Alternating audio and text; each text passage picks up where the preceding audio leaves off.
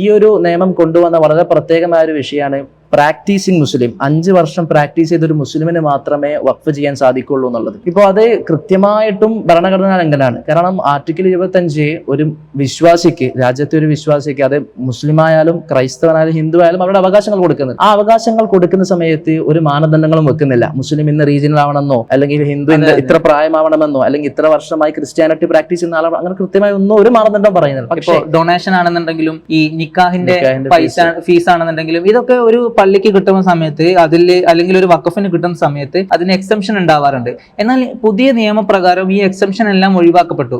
അതോടൊപ്പം തന്നെ വഖഫ് ബോർഡ് എന്ന് പറയുന്ന ആ ഒരു അതോറിറ്റിക്ക് തീരുമാനം എടുക്കാവുന്ന കാര്യങ്ങളുടെ എണ്ണം വളരെ ചുരുങ്ങി എന്നുള്ളതാണ്. ഇത്ര കാലവും ഉപയോഗിച്ചു എന്നുള്ള ഒറ്റ കാരണം കൊണ്ട് വഖഫാകാൻ പറ്റൂല, അഥവാ വഖഫ് ബൈ യൂസർ ഉപയോഗിച്ചു എന്നുള്ള കാരണം കൊണ്ട് വഖഫ് ആവില്ല എന്നുള്ളതും കൂടി ഈ ഭേദഗതിയുടെ ഭാഗമാണ്. ഈ മുമ്പേ വഖഫ് ചെയ്തു വന്ന പ്രോപ്പർട്ടി ആണെന്ന് നമുക്ക് അറിവുണ്ടെങ്കിൽ പോലും, അതൊരു വ്യക്തിയുടെ ഉടമസ്ഥതയിലുള്ളതാണെങ്കിൽ പോലും നമുക്കത് ഉന്നയിക്കാൻ പറ്റുന്നില്ല. നമുക്ക് അതിൽ അവകാശം പറയാൻ പറ്റാത്ത രീതിയിൽ കാര്യങ്ങൾ മാറുകയാണ്.